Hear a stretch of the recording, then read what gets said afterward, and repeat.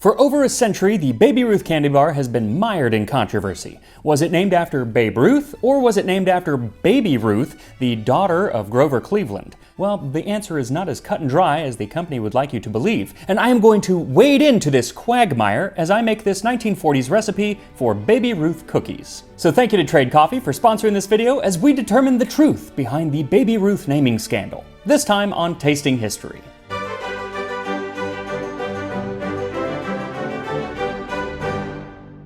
With Halloween just around the corner, I figured I would explore the history of one of my favorite candy bars, the Baby Ruth. Now, the Baby Ruth came on the scene in the 1920s, and really ever since, it has not lost popularity. In the 1940s, it was so popular that cookies made with the candy were among the most requested items that GIs fighting in Europe would receive from home. And the recipe for those cookies was printed on the back of every wrapper during World War II, a recipe which tells you how to make delicious Baby Ruth cookies, for which you will need 1/2 cup or 115 grams of butter or other shortening, 3/4 cup or 150 grams of white sugar, 1 egg, 1 1/3 cup or 160 grams of flour, a 1/2 teaspoon baking soda, a 1/2 teaspoon of salt, a 1/2 teaspoon of vanilla, and 2 Curtis 5-cent Baby Ruth candy bars cut in small pieces. The only issue is this ain't the 1940s and you can't get anything, let alone a candy bar, for 5 cents.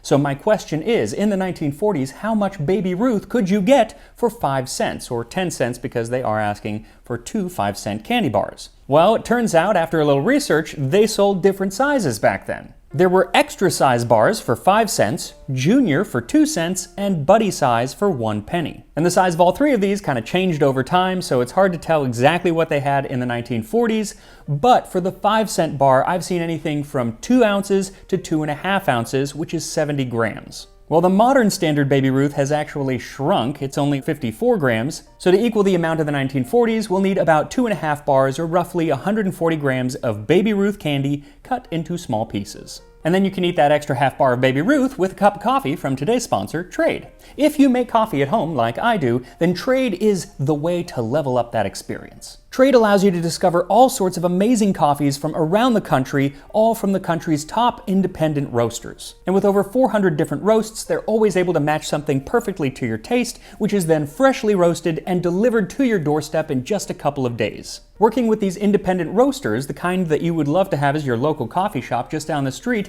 allows you to try a variety that you can't really get anywhere else. Like every time I brew a cup of Brazilian beans from Peixoto coffee roasters, the smell just warms me, and it makes me want to curl up with a good book. So don't settle for okay coffee when there is great coffee out there to be had. Just head to drinktrade.com/MaxMiller and you'll get your first bag of coffee for free. That's drinktrade.com/MaxMiller for your first free bag of coffee with any subscription. A perfect cup to drink with your Baby Ruth cookies. So following this original 1940s recipe, we are going to add the butter, softened, to a bowl, and then cream it with the sugar until it's nice and smooth. Then add the egg and beat it in, and then it just says to add all of the other ingredients. So that's the flour, baking soda, salt, and vanilla, along with the Baby Ruth pieces. Next, the recipe says to chill the dough in the refrigerator, so I put mine in there overnight, but you can leave it just for a few hours, up to a couple of days. And then we come to a bit of a dilemma. See, the original recipe says to drop by 1/2 teaspoonful on greased cookie sheet. Makes 75 cookies.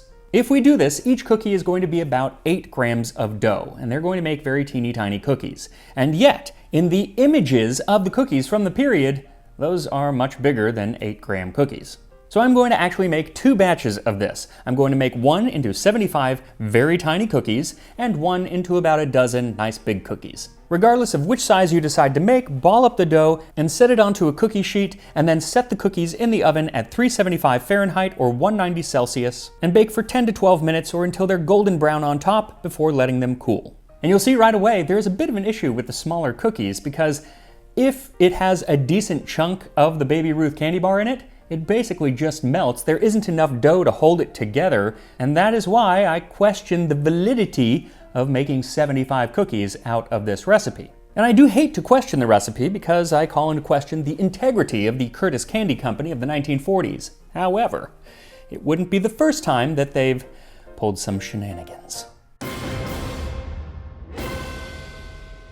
The Curtis Candy Company was founded in Chicago in 1916 by Otto Schnaring. And right off the bat, it is clear that Mr. Schnaring knew the importance of a name in marketing, because his name was not Curtis, it was Otto Schnaring, a rather German-sounding name, not the best thing to have as America is heading into World War I. After all, this was a time when German sentiment was at such a low, some people began calling dachshunds Liberty Pups. So under the more innocuous-sounding Curtis Candy Company, Schnaring developed several confections, including the candy cake. It was far from a cake as we know it, but it wasn't really a candy bar either. In fact, they marketed it as a pudding. The outside coating was a creamy milk chocolate atop Spanish peanuts, and finally the pudding center, chocolate-flavored, a candy with a new consistency, richer than marshmallow, fluffier than nougat, better than either of them.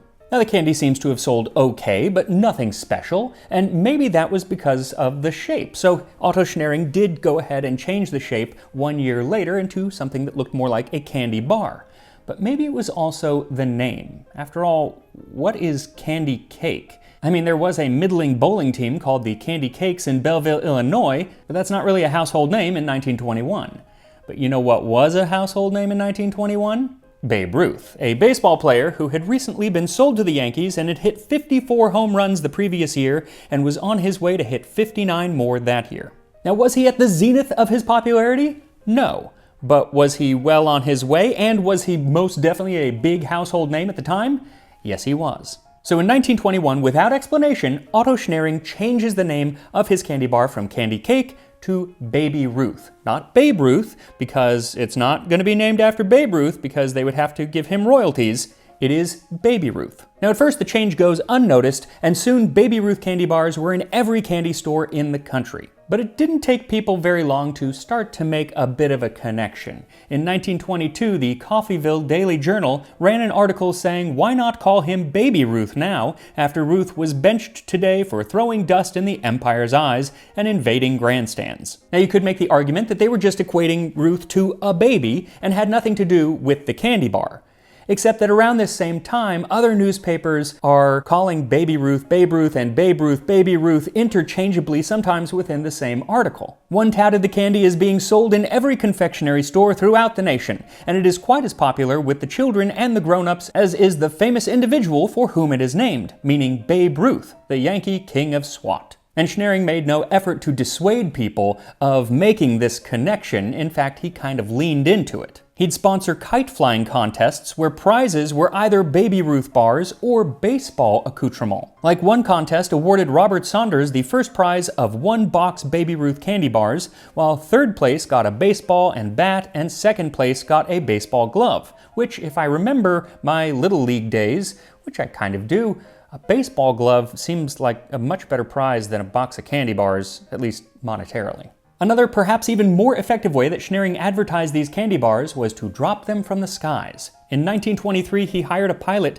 to fly a biplane over Pittsburgh and drop thousands of Baby Ruth candy bars tied to little parachutes. The stunt was a hit, and for the next few years, kids all over the country looked forward to the Baby Ruth biplane coming to their city. In February of 1929, it flew over the cities of Southern California and was mentioned in newspapers announcing, "Boys and girls of South Bay, it will rain Baby Ruth candy and gum Saturday at 3 p.m. Otto Schnaring, president of the Curtis Candy and Gum Companies of Chicago, arranged to bring Captain Dallas M. Spear and his Baby Ruth airplane to this community and shower the children with full-size bars of Baby Ruth candy and packages of Baby Ruth peppermint gum attached to miniature parachutes." So when this took place in Florida, they had a 12-year-old boy in the second seat of the biplane who was actually doing the tying and dropping of the candy. His name was Paul Warfield Tibbets Jr., and it's what he later on in life would credit getting him into flying. What's interesting, it's kind of like one of these history connections that's fascinating, a little dark, but fascinating, is that he ended up being the pilot who flew the Enola Gay, who dropped the first atomic bomb on Japan. I just always find it fascinating when I come across a name that seems innocuous in one of these stories that then appears far less innocuous in a later historical story. It's interesting. Anyway, as the candy bar really took off in popularity, Babe Ruth wanted to get in on the action because he knew it was named after him. The company had actually approached him and asked him if he wanted to help promote the candy bar, but he turned them down and instead developed his own candy bars. He founded the George H. Ruth Candy Company and decided to sell Ruth's Home Run Bar, but then when he went to go file for a trademark in 1926, the Curtis Candy Company sued him, saying that there would be name confusion, which had obviously already happened, and only to the benefit of the Curtis Candy Company. But now that it's going to court, Otto Schnaring has to tell the court that it's not named after Babe Ruth at all, it's named after someone else. And this is when we first hear the story of it being named after a little girl. Baby Ruth Cleveland, the daughter of Grover Cleveland, 22nd and 24th President of the United States. Now, is there a way to prove that that is not the case? No, there doesn't seem to be. But it is kind of interesting that Nestle, who now owns Baby Ruth, says that they have records of how all of their products were named, including Butterfinger and some of the other famous products that Curtis Candy Company had, but they don't have any record of the naming of the Baby Ruth. It's a little suspicious. What's more suspicious is that the story later became, well, it was named after Baby Ruth because she had visited the factory. Except that she died at the age of 12 in 1904, 17 years before the candy was named and the factory was even founded. On top of that, we know that Schnaring knew the importance of a good name in marketing. See the fact that he called it the Curtis Candy Company instead of the Schnaring Candy Company. So, do we believe that he did not name it after the now very famous baseball player who everyone in the country knew and was going gaga over, and instead named it after the deceased child of a former president who had left office 2.5 decades previous? Kind of hard to believe. It'd be like a Chelsea Clinton candy bar coming out today. But just because it doesn't make any sense, well, that does not matter when it comes to trademark law, because the patent office ended up agreeing with the Curtis Candy Company and would not allow Babe Ruth to release his candy bars. And it went on in court for years and years, and in 1931, they finally determined that the trademark was that of the Curtis Candy Company. Though in transcripts from that 1931 case, it turns out that Schnaring had to admit under oath that he knew that the naming issue was there and that the public would be confused, and his own attorney asked him, "Did you at the time take into consideration any value that the nickname Babe Ruth for George Herman Babe Ruth might have?" To which Schnaring replied, "The bar was named for Baby Ruth, the first baby of the White House, Cleveland, dating back to the Cleveland administration." There was a suggestion at the time that Babe Ruth, however not a big figure at the time as he later developed to be, might have possibilities of developing in such a way as to help our merchandising of our bar Baby Ruth. But I reiterate, Babe Ruth, when the bar was named, was already a huge star. In 1919, he was the second most talked about athlete in baseball in the newspapers after Shoeless Joe Jackson. But them's the breaks. You win some, you lose some, and Babe Ruth lost that one. Though when he did lose, he was reported as to have said, "Well, I ain't eating your damn candy bar anymore."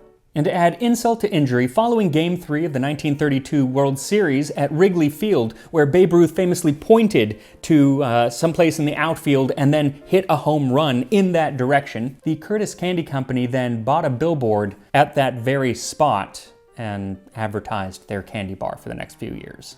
But at that time, Babe Ruth was most definitely huge. He was really at the zenith of his fame, but he wasn't pulling in nearly as much money as the Baby Ruth Candy and Gum Company. Because yes, Baby Ruth Gum was really big for a little while. The record-breaking popularity of Baby Ruth Gum proves that I, Otto Schnaring, have succeeded. It contains only the purest and most costly of ingredients, imported chicle, whole milk, cane sugar, and lots of the finest peppermint money can buy.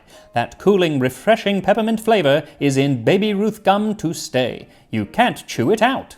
But of course it wasn't there to stay because, like a couple years later in 1934, it's pretty much gone from the market, and maybe it was a victim of its own popularity. The fact that you can't chew the flavor out means that you don't have to buy another piece of gum. People are still chewing the first piece of gum they ever got.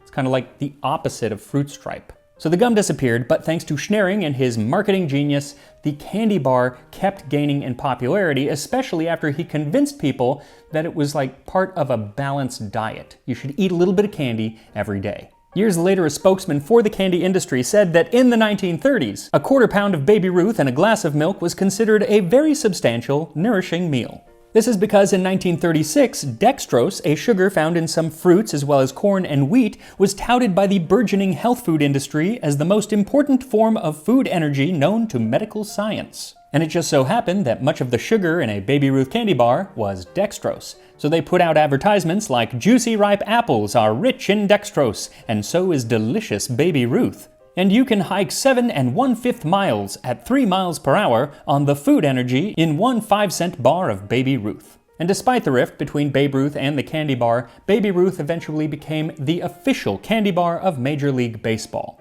In 2006, the SVP of marketing for the MLB said, "There's always been an association, however consumers got there, an indefinite connection because of the name of the product." However, people got there indeed. It was obviously on purpose. Though as a child of the 80s, I actually never associated Baby Ruth with Babe Ruth. I associated it with Sloth from Goonies. Baby Ruth! One of cinema's greatest scenes, and perhaps something to watch as we eat our Baby Ruth cookies. And here we are, Baby Ruth cookies from World War II. So first, let's talk about the size. This is the size that the recipe says. This is closer to the size that the images say, though maybe I made them a little bit bigger. Maybe it should be like an 18 cookies. But I think it's a good size cookie. What you'll notice, actually this is here. So this one had a lot of Baby Ruth in it, but it just melts out because there isn't enough dough to hold it together. They're also much crispier. Let's try it.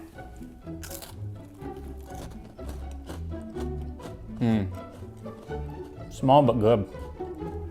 You can actually taste the Baby Ruth in it, which is interesting. There's very, very little, but the flavor is there. But I'm not gonna lie, it's the big one I want to try that has like big chunks of Baby Ruth. So let's try that. Much softer. Definitely go with the bigger size.